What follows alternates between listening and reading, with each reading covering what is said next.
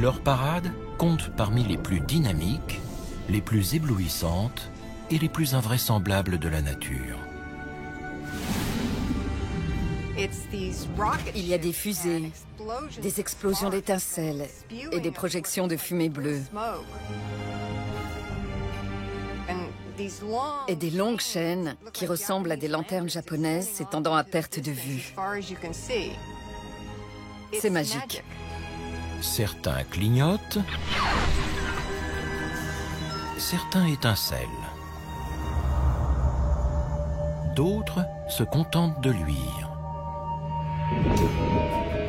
Mais on commence seulement à découvrir la plupart d'entre eux. Et soudain, voilà qu'il y en a partout au fond.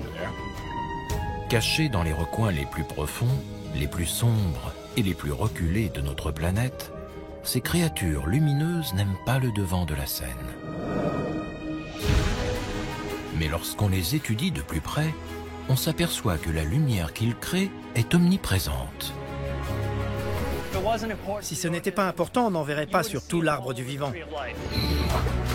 Aujourd'hui, les scientifiques poussent ces créatures mystérieuses et leurs parades extraordinaires sous le feu des projecteurs. Certains veulent même exploiter leur lumière et mettre à profit plusieurs millions d'années d'évolution pour améliorer notre propre espèce. Nous devons aller au fond des océans pour trouver ces animaux qui émettent de la lumière, afin de mieux nous comprendre nous-mêmes. Pour moi, il y a un lien magnifique. Il est temps de faire toute la lumière sur ces créatures.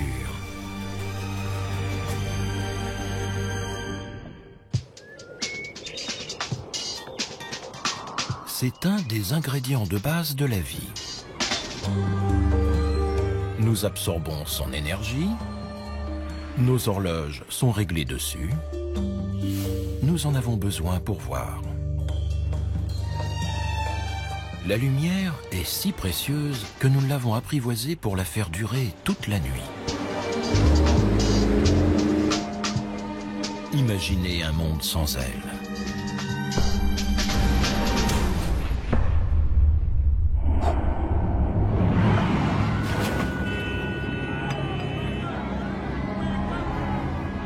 Mais tandis que nous maudissons l'obscurité, des milliers d'espèces ont développé une réponse plus éclairée.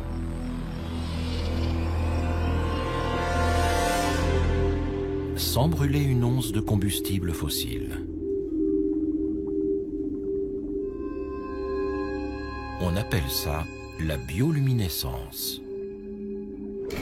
La lumière vivante.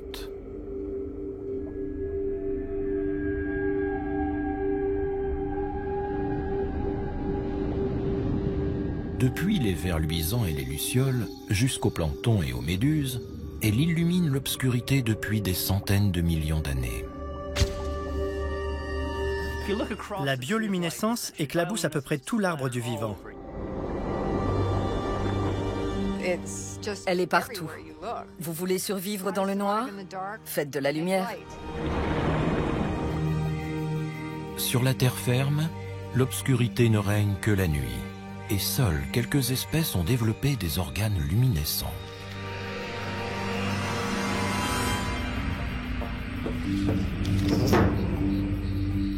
Mais si vous descendez dans les profondeurs abyssales de l'océan, là où réside la majeure partie des animaux de la planète, vous verrez que c'est une toute autre histoire.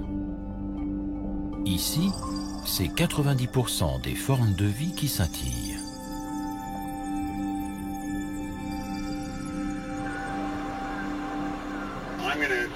Je vais m'éloigner du mur et me diriger vers le large. Surface, ici Nadir. Notre profondeur actuelle approche les 100 mètres. Équipement de survie, OK. C'est pour cette raison que des chercheurs du Muséum américain d'histoire naturelle explorent les grands fonds de l'océan Pacifique Sud en quête de nouvelles créatures luminescentes. Je mets le moteur en marche.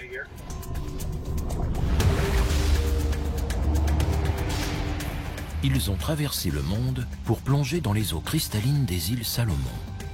Ils veulent comprendre comment et pourquoi certains animaux ont appris à produire de la lumière et espèrent parvenir à mettre leur bioluminescence à notre service. David Gruber est biologiste marin. À une centaine de mètres de profondeur, on entre dans une sorte de semi-pénombre. Environ 1% de la lumière pénètre jusque-là. Dès qu'on s'enfonce, on s'aperçoit que tous les poissons que l'on croise ont la capacité de clignoter et de communiquer en produisant leur propre lumière. Mais si la bioluminescence est courante dans cet environnement, elle n'en reste pas moins difficile à étudier, même avec un submersible.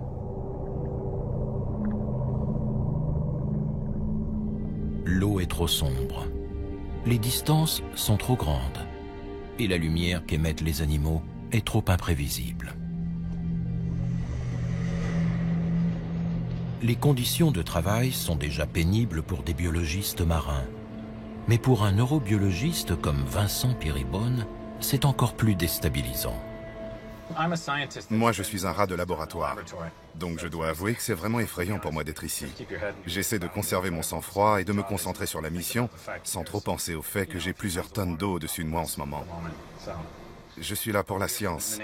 Alors je continue.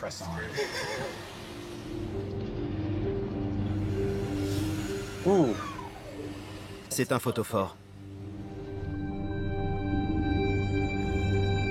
Cette expédition vise entre autres à développer une caméra plus performante en basse lumière. La bioluminescence sous-marine n'a été filmée que très rarement dans son élément. Nous avons acquis la plupart de nos connaissances en observant les animaux dans des réservoirs soigneusement éclairés à la surface.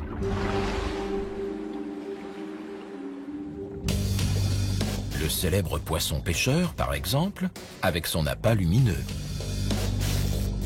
Ou le poisson vipère, harnaché de lumière, un des prédateurs les plus redoutables des abysses. En général, les scientifiques les attrapent dans des petits chaluts comme celui-ci. Bob, tu retournes le filet? Oui. Ok, merci. Puis, ils étudient leurs organes lumineux pour en comprendre le fonctionnement. C'est ce que tente de faire le biologiste John Sparks avec ce poisson vipère. Ils ont beau être très féroces, ils sont relativement petits. Ça, c'est un monstre pour cette espèce. Il y a plein de variétés différentes qui sont difficiles à distinguer. Je n'en avais jamais vu d'aussi gros.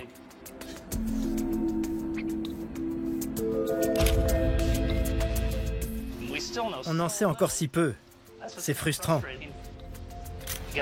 Il faut remonter les organismes en vie, c'est difficile. Et il faut photographier suffisamment d'espèces pour que ça ait du sens. Mais c'est compliqué pour nous de faire un vrai travail scientifique, parce qu'on a très peu de données. Ce que veulent savoir les chercheurs, c'est comment les attributs luminescents ont pu se répandre autant dans les abysses. Et pourquoi, dans un monde rempli de prédateurs, les animaux sont-ils prêts à dépenser une telle énergie pour s'illuminer et sortir du lot?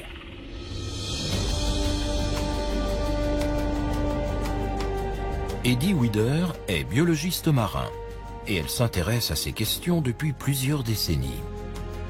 Spécialiste de la lumière vivante, elle a été l'une des premières à l'étudier sous l'eau. J'aimerais pouvoir décrire comment c'est en bas, pour permettre aux gens de le ressentir de la même manière que moi. Il y a des fusées, des explosions d'étincelles, et des projections de fumée bleue, et des longues chaînes de siphonophores, qui sont comme des chaînes de méduses, et qui ressemblent à des lanternes japonaises s'étendant à perte de vue. C'est magique.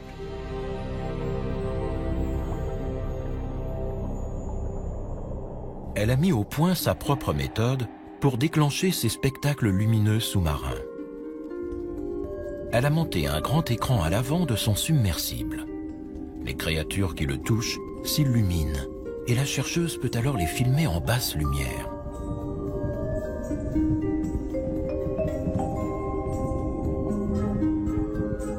Au fil des ans, ce dispositif ingénieux a contribué à lever le voile sur certains des habitants les plus étranges des abysses.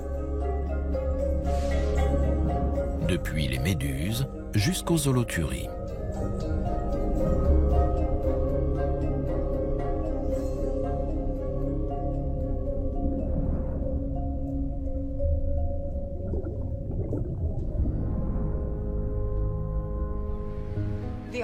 L'océan est le plus vaste habitat naturel de la planète, et de loin. C'est un environnement très inhabituel. Il n'y a pas d'arbres ni de buissons pour se cacher. Et pourtant, on y joue aux mêmes parties de cache-cache que sur la terre ferme. C'est là qu'intervient la bioluminescence.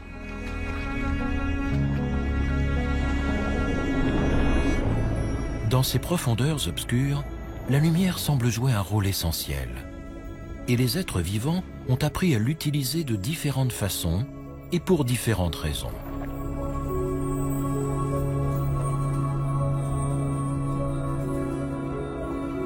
Il existe par exemple des micro-organismes, les dinoflagellés, qui s'allument à l'unisson chaque fois que l'eau autour d'eux est perturbée, reproduisant ainsi la forme de ce qui les traverse.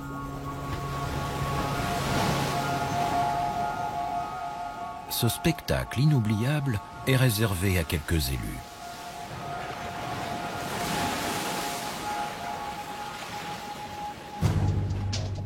Mais face aux prédateurs, tels que les crevettes, c'est aussi un indicateur de mouvement.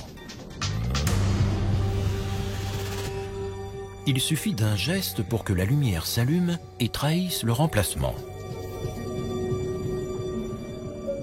Quant aux prédateurs, ils deviennent à leur tour la proie de toutes sortes de créatures, comme la seiche.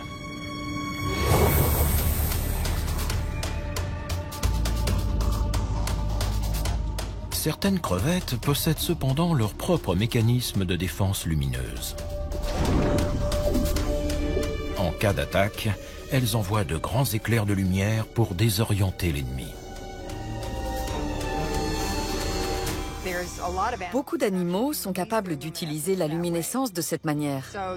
On a des crevettes qui projettent la lumière par la bouche, comme un dragon crachant du feu, pour aveugler temporairement leurs prédateurs tout en s'éloignant dans l'obscurité.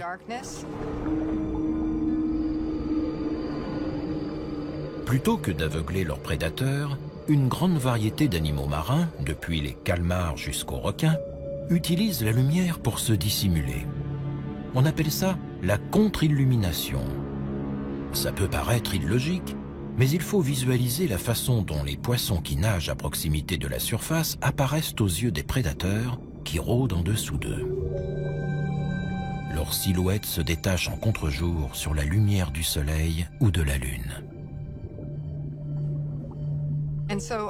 Il y a beaucoup d'animaux marins dont le ventre émet une bioluminescence qui reproduit exactement la couleur et l'intensité de la lumière du soleil à travers l'eau de mer. Dès qu'il est dans la lumière, l'animal disparaît. C'est une véritable cape d'invisibilité. Ils disparaissent purement et simplement. Les ostracodes, qui sont des crustacés microscopiques, font un usage plus extravagant de la lumière. Ils s'en servent pour se distinguer et impressionner le sexe opposé. Les ostracodes font à peu près la taille d'une graine de sésame. Et ils produisent une quantité de lumière incroyable pour un si petit organisme. Ils font gicler un petit point, s'éloignent, puis ils en font gicler un autre et encore un autre. L'espacement des points est propre à chaque espèce. Il permet à la femelle de savoir avec quel mâle elle peut s'accoupler. C'est comme quand on écrit dans le ciel, sauf que c'est de la lumière. C'est magnifique.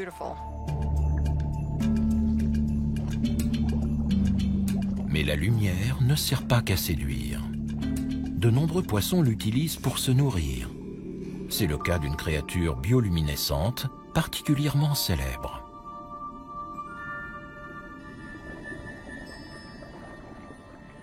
What is it?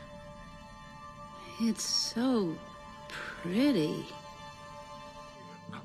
Souvenez-vous du monde de Nemo. Good feelings gone. Cet appât est conçu pour attirer un poisson ou une petite crevette qui vient l'avaler et se fait happer par un piège vivant aux dents acérées. Appât, détecteur de mouvement, camouflage. Les différentes formes de bioluminescence font des abysses un véritable Times Square aquatique.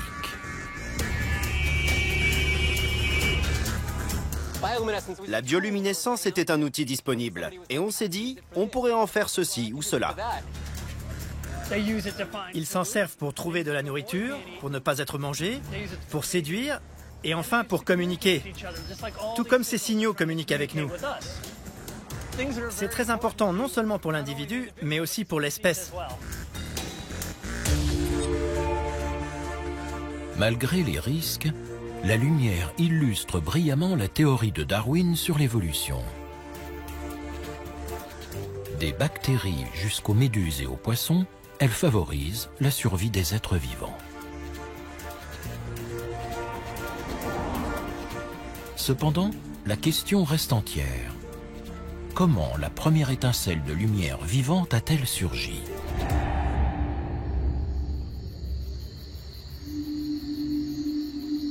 Pour le savoir, les scientifiques se sont tournés vers un autre groupe de créatures bioluminescentes, à la fois plus familier et plus facile à étudier. Les animaux terrestres ont développé leurs propres usages de la lumière. Arachnocampa luminosa, par exemple. Comme les poissons pêcheurs des abysses, ces larves de mouches attrapent leur proie en allumant des milliers d'étoiles au plafond des grottes de Nouvelle-Zélande. Cette voûte étoilée leurre les diptères et les phalènes, attirés par la lumière. Dès qu'ils s'approchent, ils s'engluent dans les fils de capture verticaux imprégnés de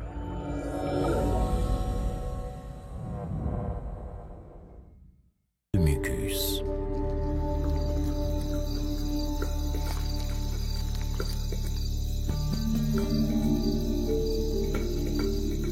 D'autres créatures bioluminescentes, comme ce myriapode de la Sierra Nevada, utilisent la lumière non pour attirer leur proie, mais plutôt pour signaler un danger et décourager les prédateurs.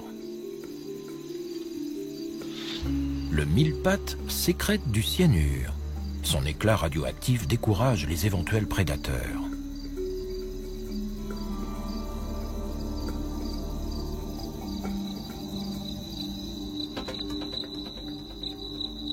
Et puis, il y a une parade qui nous est tout à fait familière.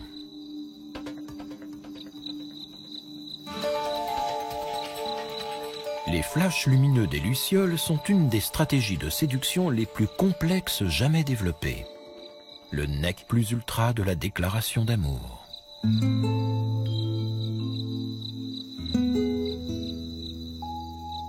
Les lucioles mâles déclenchent une réaction chimique dans leur abdomen qui leur permet de s'allumer et de s'éteindre à volonté. Si tout se passe bien, la femelle répond en s'allumant à son tour.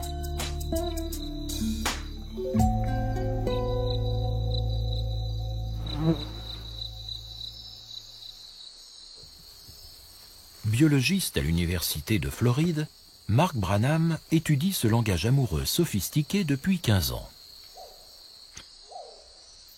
C'est comme déchiffrer un code.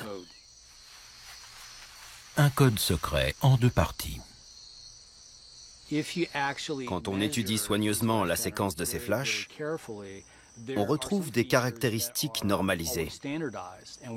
Ce sont sans doute les éléments du signal qui disent « J'appartiens à l'espèce suivante ». L'une des 2000 espèces que compte la famille des lucioles, qui sont en fait des coléoptères.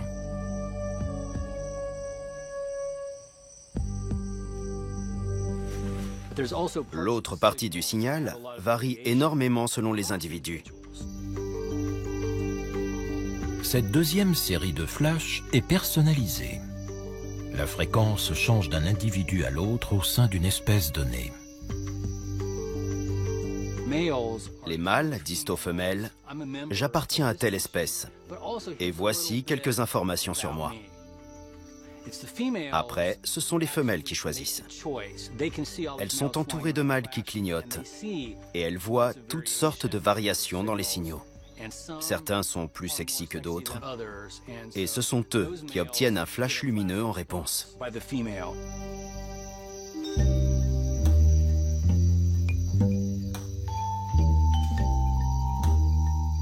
Grâce à leurs yeux énormes, façonnés au fil du temps pour détecter la moindre trace de lumière, le mâle voit la réponse et localise ainsi la femelle. Il lui envoie à nouveau un signal, elle lui répond et ils échangent ainsi jusqu'à ce que le mâle détermine sa position exacte et vienne se poser à côté d'elle. C'est la Saint-Valentin. C'est le même principe que les oiseaux qui font la roue ou qui chantent et croassent. Pour optimiser ses chances en matière de reproduction, il faut sortir du lot. Et la lumière est un excellent moyen d'aller droit au but. On ne peut pas rater un flash par une chaude nuit d'été.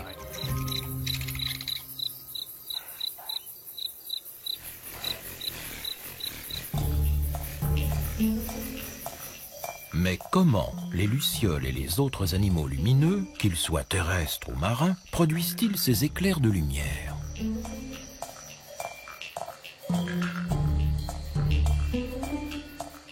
Les coléoptères luminescents ont été les premiers à nous éclairer sur la question.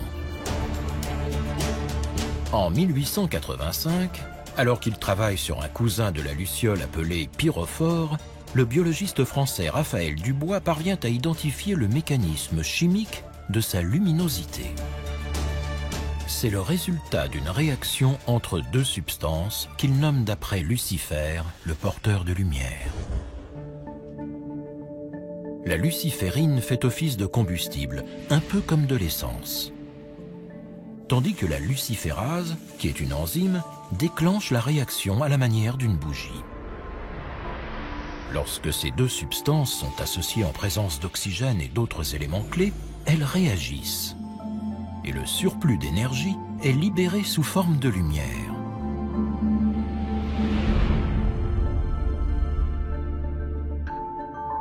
Depuis un siècle, ce mécanisme d'émission lumineuse a été retrouvé un peu partout dans le monde naturel, sur Terre et sous les mers. C'est dire si ces ingrédients sont facilement accessibles.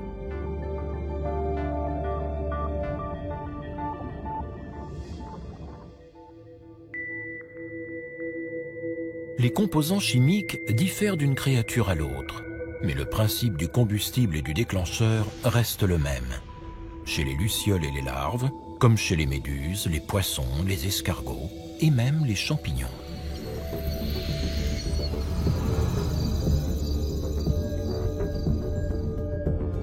C'est un phénomène si courant qu'il a évolué indépendamment sur différentes branches de l'arbre phylogénétique à plus de 40 reprises.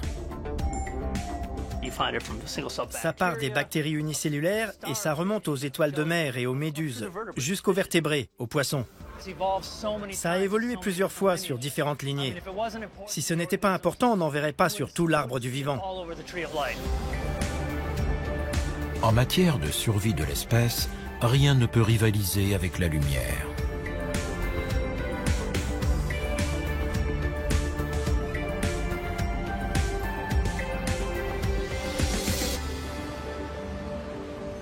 Mais il existe plusieurs variétés de lumière vivante.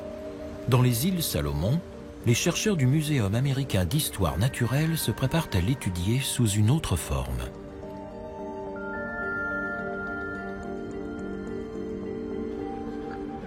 Contrairement aux créatures bioluminescentes des abysses, les habitants des eaux peu profondes ne produisent pas la lumière eux-mêmes. Ils emmagasinent la lumière émise par une source externe et la restituent dans une autre couleur. On appelle ça la biofluorescence. Si vous avez déjà dansé sous une lumière noire ou regardé une empreinte apparaître dans une série policière, vous connaissez le concept.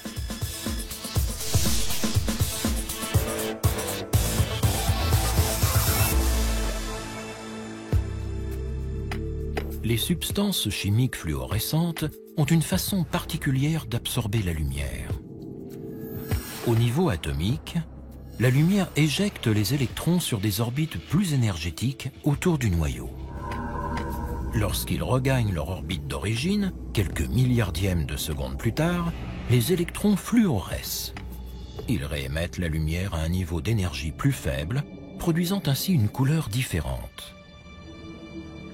Les animaux fluorescents fonctionnent de la même manière. Sauf que ces composants chimiques, en général des protéines fluorescentes, sont présents dans leur peau et d'autres tissus. La biofluorescence est une propriété étrange. Ces animaux ne produisent pas de lumière.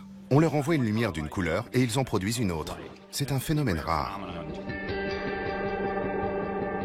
Contrairement à la bioluminescence, la biofluorescence nécessite la réunion de certaines conditions pour avoir lieu dans la nature. Pour commencer, elle a besoin de la lumière du soleil. Mais pas telle que nous la connaissons à la surface. Lorsqu'elle touche le sol, la lumière du soleil contient toutes les couleurs de l'arc-en-ciel, comme on peut le voir en l'observant à travers un prisme. Chacune de ces couleurs correspond à une longueur d'onde spécifique. Mais dès que la lumière entre dans l'eau, les choses se corsent. L'eau agit comme un filtre et les différentes longueurs d'onde n'y pénètrent pas toutes à la même profondeur. Les grandes longueurs d'onde, comme les rouges et les oranges, sont les premières à disparaître. Puis les jaunes et les verts. Pour finir avec un océan de bleu. Cette lumière d'un bleu très pur est le déclencheur idéal de la fluorescence. Ils prennent la lumière bleue qui leur parvient dans l'océan et la convertissent en vert et en rouge. C'est ce qui leur donne cette couleur, ce contraste.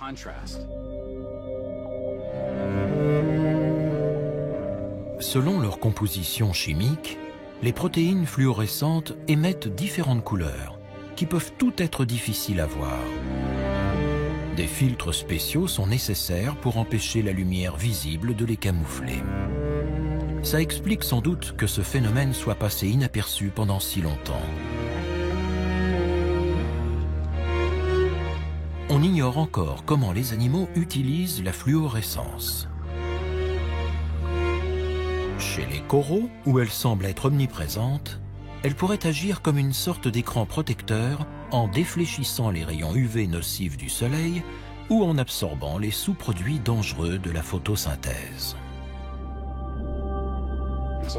Un corail, c'est un rocher recouvert de quelques couches cellulaires bourrées de protéines fluorescentes. Ces animaux consacrent beaucoup d'énergie à les produire. Pourquoi? C'est un mystère.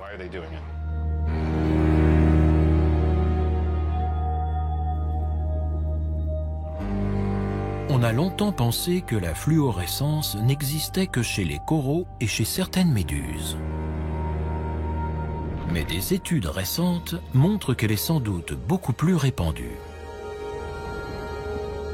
Et en 2012, alors qu'il filme une mosaïque de coraux fluorescents dans les îles Caïmans, David Gruber et John Sparks font une incroyable découverte. Il était 10 heures du soir et on plongeait sur le mur de corail à environ 25 mètres de profondeur. On prenait plein de photos du récif corallien pour pouvoir faire un montage. Et cette nuit-là, quand on est revenu au laboratoire et qu'on a observé les clichés, on a découvert une énorme anguille fluorescente sur une des photos.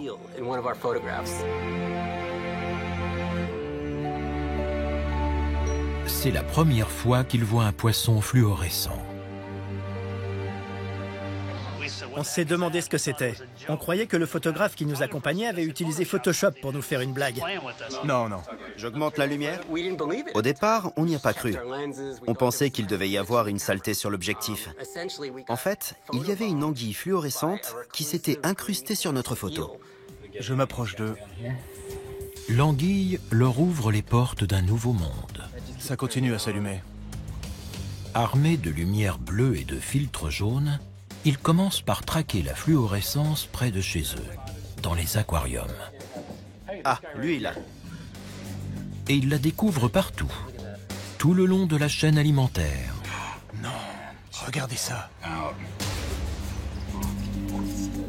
Chez les hippocampes, les raies et même certains requins. Ah, pas mal. T'as filmé le requin? Qu'est-ce qu'il brillait?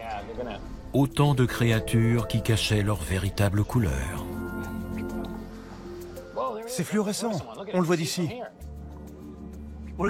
On se demande comment on a pu passer à côté de ça. Tout ce qu'on voit, c'est un poisson coloré. Pour savoir qu'il est fluorescent, il faut se poser la question, mais quand on commence à chercher, c'est partout.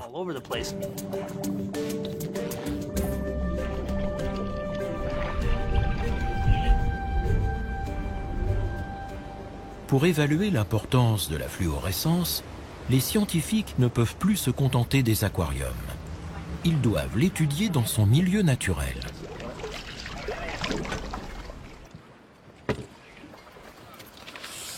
C'en est plein. J'ai coupé un morceau de récif. Ces petites créatures sont des blennies. Ce qui est bien, c'est que tous ces groupes sont très fluorescents. Ces poissons se ressemblent, mais ils appartiennent à des espèces distinctes. Et si on les met sous une lumière fluorescente, ils sont très différents.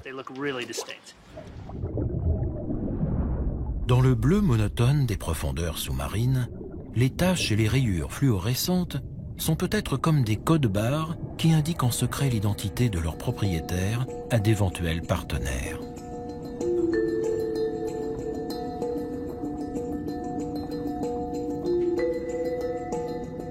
Cette théorie séduit les chercheurs, surtout depuis qu'ils ont observé de plus près les yeux des poissons. Contrairement aux êtres humains, la plupart des poissons fluorescents ont les yeux équipés d'un filtre jaune qui sert à bloquer le bleu ambiant de l'eau et fait ainsi ressortir les couleurs éclatantes de la fluorescence.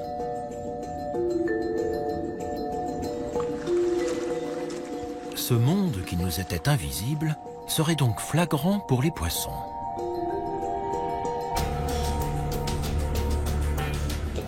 Le récif corallien est soumis à une concurrence très forte. La biodiversité y est très importante et toutes ces créatures se disputent l'espace. La fluorescence leur permet d'enrichir leur environnement. Et on commence seulement à découvrir le monde qu'ils voient depuis des millions d'années. On va faire un test. Amenez le patient. Pour le neurobiologiste Vincent Pirébonne, la découverte de nouveaux animaux fluorescents est très excitante. Incroyable. C'est génial. Il s'intéresse en particulier aux protéines qui font fluorescer les poissons. Il espère s'en servir pour tracer des cellules nerveuses vivantes afin de cartographier le cerveau humain.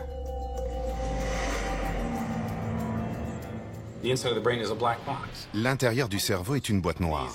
C'est sûrement l'instrument le plus extraordinaire qui existe. Rien ne s'approche des capacités du cerveau humain.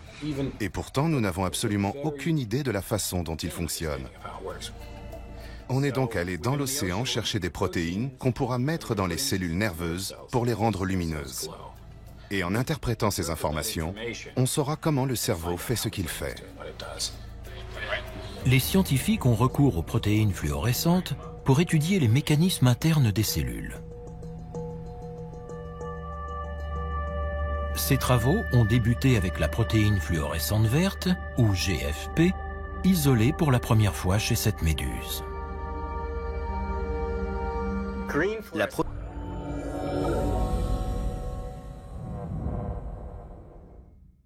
protéine fluorescente verte est comme un petit réflecteur de vélo qu'on peut attacher à n'importe quelle protéine.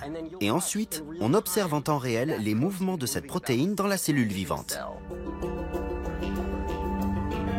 Pour cela, ils prennent le gène de la protéine fluorescente verte et l'insèrent à l'intérieur des cellules.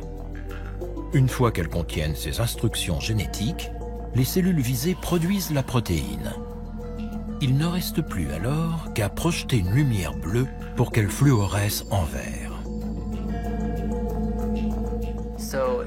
Ça a révolutionné notre capacité à observer l'intérieur de cellules vivantes au niveau protéique.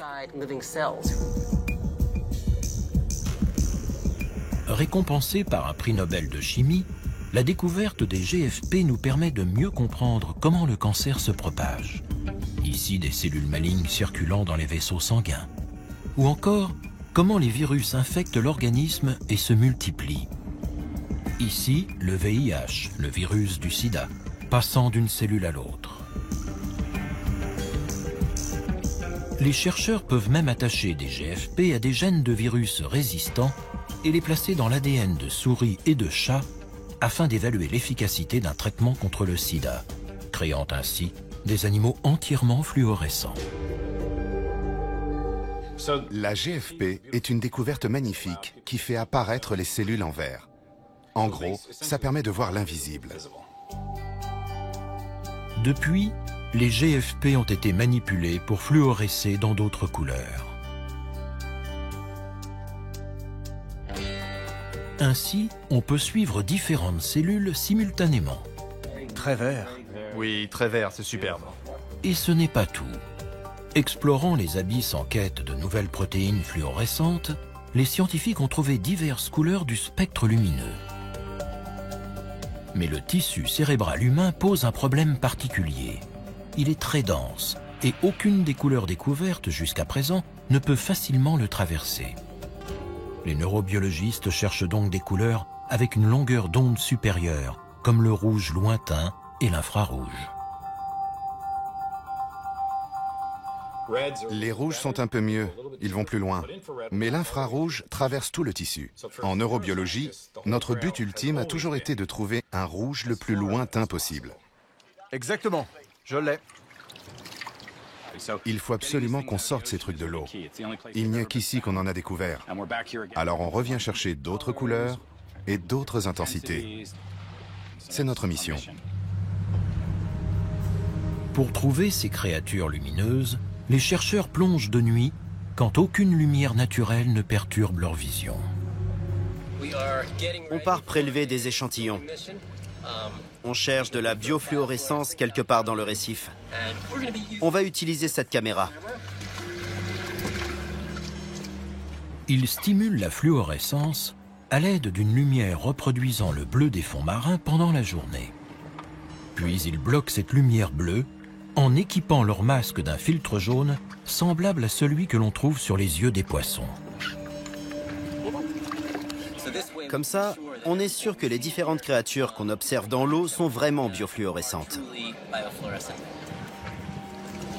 C'est parti? Oui.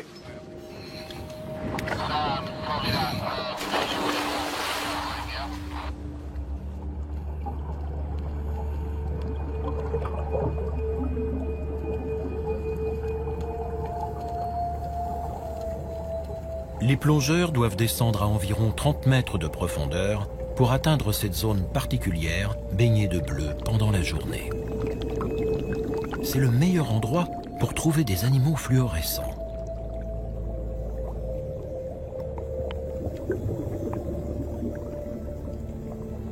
Le récif est spectaculaire, même dans la lumière bleue. Mais lorsqu'on l'observe à travers un filtre jaune, un autre monde surgit.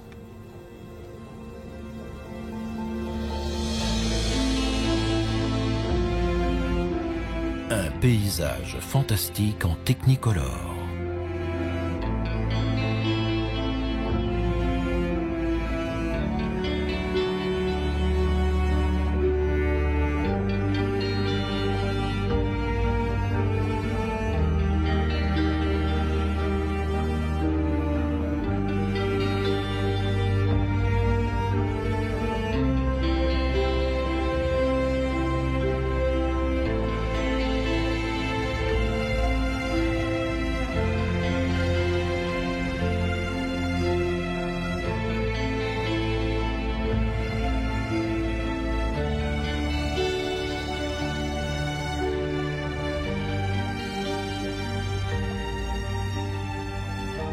Vincent Piribone et David Gruber cherchent de nouvelles sources de fluorescence. On observe attentivement le récif et on voit quelque chose. Tout est noir, sauf ces animaux qui restituent la lumière. Coraux, crinoïdes, anémones, poissons, tous restituent la lumière. Je n'ai qu'à prélever un petit morceau de chaque animal pour séquencer tout son génome et obtenir les informations génétiques dont j'ai besoin.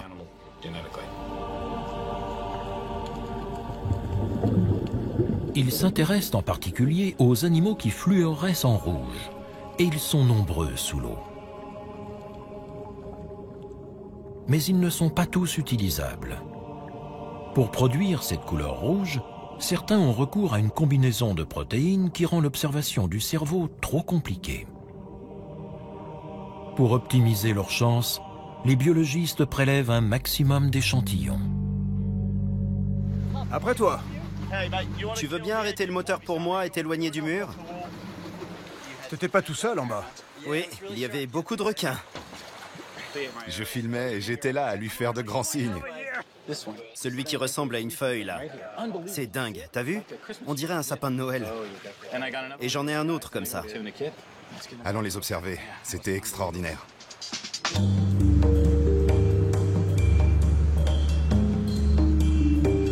Dans le laboratoire du bateau, ils examinent anxieusement leur butin. Là encore, ils reproduisent le bleu de l'océan avec une lumière spéciale et utilisent un filtre jaune. Ça, c'est quoi? Un corail mou? T'es sûr qu'ils sont fluorescents? Oui. Alors, voyons un peu ça. Oh là là, c'est très joli. Les éléments les plus prometteurs sont étudiés au microscope. C'est quoi? C'est fou! C'est un corail? Non, c'est juste une partie. J'aimerais que ce bateau arrête de tanguer. Envoyez un message radio. Dites-leur d'immobiliser le bateau. Les échantillons collectés ne s'avèrent pas toujours fluorescents. Rien. C'est pas du tout fluorescent. Non. Non, pas du tout. Ils isolent cependant plusieurs spécimens verts intéressants et les prennent soigneusement en photo avant de les congeler.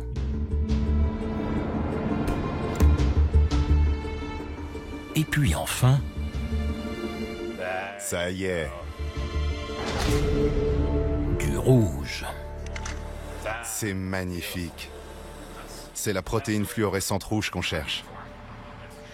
Quand on l'éclaire avec une lumière bleue, on obtient une lumière rouge. C'est le principe de la fluorescence. Regardez. Elle est en feu. Ils vont devoir attendre d'être de retour sur la terre ferme pour tenter d'isoler cette protéine fluorescente rouge. Et même s'ils y parviennent, rien ne prouve qu'ils puissent en faire des sondes pour étudier le cerveau. Je suis tout excité là. Regarde ça. C'est pas incroyable? Mais pour l'instant, ils ne s'autorisent pas à espérer plus. La science doit aller de l'avant.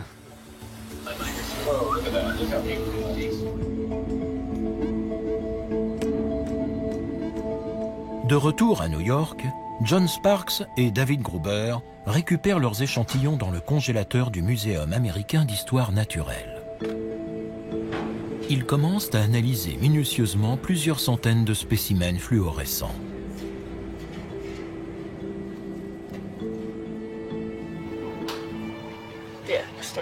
Depuis la découverte de la première anguille, il y a à peine quelques années, les scientifiques ont répertorié plus de 200 espèces de poissons fluorescents. La biofluorescence est présente dans tout l'arbre du vivant. Et comme pour la bioluminescence, on dirait que quelqu'un l'a jetée sur l'arbre et qu'elle s'y est accrochée de façon aléatoire.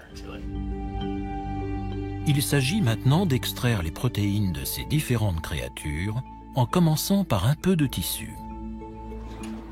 On veut juste isoler un petit morceau du tissu fluorescent. Rien d'autre. Le tissu externe. De là à là. Parfait. Et maintenant, on le met là. Magnifique. À partir de là, ils peuvent isoler les gènes qui produisent les protéines responsables de la fluorescence. Les échantillons les plus prometteurs sont aussitôt transmis à Vincent Piribone. C'est comme ça que les plaques doivent être réparties. Il faut bien les séparer. À Yale, le neurobiologiste et ses collègues s'efforcent d'en faire des outils pour mieux comprendre le cerveau. Grâce à une manipulation génétique, ils fusionnent les protéines fluorescentes avec d'autres protéines sensibles au voltage, le langage des cellules cérébrales. Il y en a pour 1 heure. Ok. C'est ce qu'ils ont fait récemment avec la protéine fluorescente verte et un cerveau de drosophile moins dense que le nôtre. Il nous faut une protéine qui change rapidement d'intensité, clair, sombre, pour suivre la succession rapide des signaux électriques dans la cellule. Cette protéine lumineuse sensible au voltage a alors été administrée à une mouche. On peut maintenant observer son cerveau à l'aide d'un microscope spécial pendant qu'elle réfléchit. Chaque fois qu'un neurone décharge, le voltage change et l'intensité de la luminosité aussi. Je dois avouer que c'est très excitant d'être là et de pouvoir observer le cerveau d'un être vivant fonctionner en temps réel.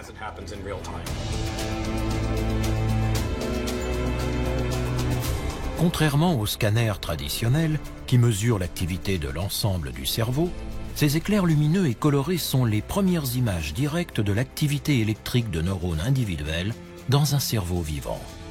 La base de tout comportement.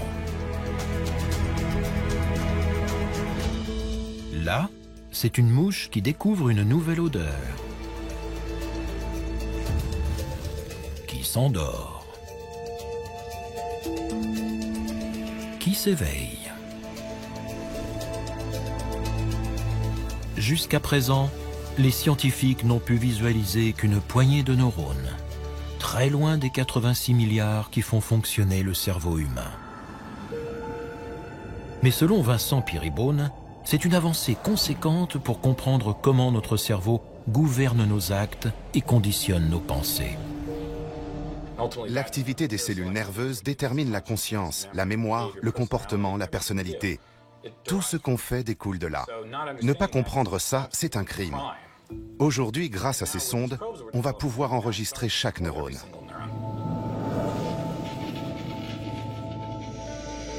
Pour cartographier un organisme plus évolué qu'une mouche, il manque cependant un ingrédient clé, les fameuses protéines fluorescentes rouges. Le cerveau d'une mouche est petit et relativement transparent. Les protéines fluorescentes vertes peuvent facilement le pénétrer. Mais pour un encéphale plus volumineux et plus complexe, les scientifiques ont besoin d'infrarouge. Le but, c'est de pouvoir projeter un rayon rouge lointain qui pénètre mieux le tissu. Tout le monde veut du rouge. Il faudra des années pour explorer les centaines d'échantillons prélevés dans les îles Salomon. Les chercheurs s'efforcent toujours de purifier le corail rouge vif qui les a tellement enthousiasmés sur le bateau. Mais parmi les membres de la famille des poissons lézards, ils en ont pêché un qui semble assez bien fluorescer dans le rouge lointain. Apparemment, cette fluorescence est l'œuvre d'une seule protéine que Vincent Peerybone espère modifier rapidement pour illuminer les neurones. Ces outils que nous développons et que d'autres labos développent nous permettent de voir des choses que nous voulions voir depuis la naissance des neurosciences il y a 100 ans. Pour la première fois, on peut suivre le processus en temps réel. Et les promesses de la lumière vivante ne se limitent pas au cerveau. Partout dans le monde, des scientifiques se penchent sur ces différentes applications.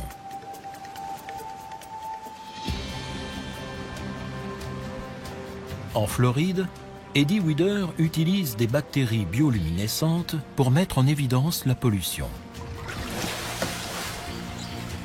Les toxines présentes dans l'eau polluée interfèrent avec la faculté des bactéries à produire de la lumière. Plus l'eau est polluée, plus la lumière est faible. On a donc une mesure relative de la toxicité. La biologiste prélève des échantillons de sédiments dans les estuaires menacés et les mélange avec des bactéries bioluminescentes pour mesurer la lumière qu'elles libèrent. Cette méthode permet de détecter la pollution rapidement et à moindre coût. d'autres chercheurs ont modifié des gènes de lucioles dans l'espoir de créer des arbres bioluminescents qui éclaireront peut-être nos villes un jour. Un autre laboratoire a utilisé des bactéries marines pour produire un éclairage sans électricité. Et même si l'on est très loin d'un traitement contre le cancer ou d'une cartographie du cerveau, une entreprise a mis la bioluminescence à la portée du grand public avec une glace vert fluorescent qui coûte la bagatelle de 200 € la boule.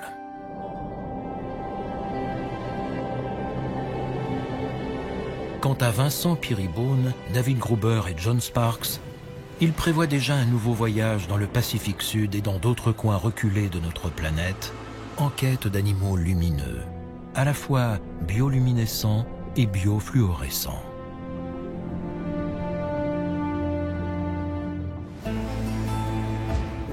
Les êtres humains ne peuvent pas les fabriquer ex nihilo.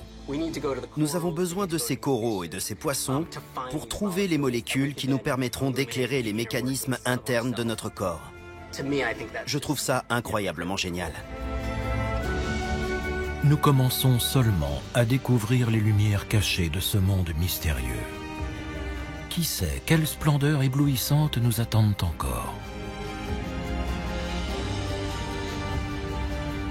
Mais grâce à ces incroyables créatures, notre espèce semble désormais promise à un brillant avenir.